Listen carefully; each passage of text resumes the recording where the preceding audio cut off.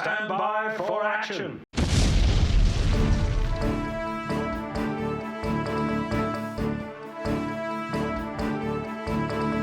We're about to launch Bloke in a pub.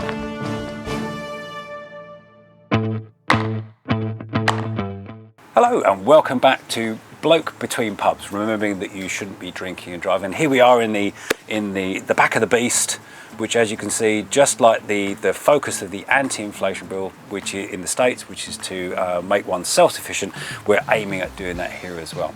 Now, last time we did talk about the anti-inflation bill. We talked about the growing fiscal deficit in the US, that they've got less money coming in than their revenues over there, and they're building up a massive debt as a result. And the total debt in the US at the moment that the government is carrying stands at something like $30 trillion. That's 30 with 12 zeros behind it, which is just an eye-watering, just unbelievable sum of money.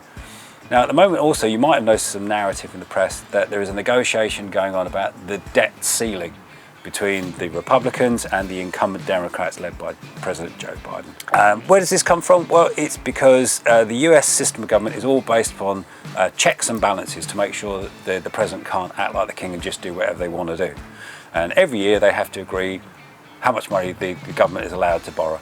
But more recently, the process has become politicised, and the different sides of the House are leveraging the point at which they're coming up to the deadline where the US is going to hit the debt ceiling, run out of money to pursue their own policy agenda.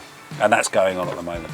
As a result, markets are a bit volatile because they don't really know what would happen if the government does hit the debt ceiling without a resolution and runs out of money. What are the possible consequences of that? Well, something just to think about is that all global trade is largely done in dollars. If the US government defaults, it becomes a bad debtor, its interest payments will go up, that will strengthen the dollar, and if you import anything in dollars, it means its cost will go up. If you think about inflation running at 10% already, that will just possibly push it up a bit higher. So there's some fairly serious global consequences of that happening. The question is it actually going to happen? Well, I think everyone recognises, on whichever side of the house or wherever in the world you live, I think everyone kind of recognises that it will be a fairly dire consequence. So I don't think it's likely to happen. I think we'll have a period of volatility in markets up until whatever agreement is made, which could extend out into July.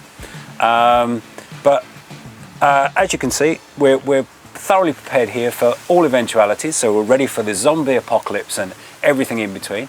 And if the US doesn't renew its debt ceiling or actually defaults on its debt, we'll look at the consequences then, and we will adapt and come back to you, and we'll be back with that more next time.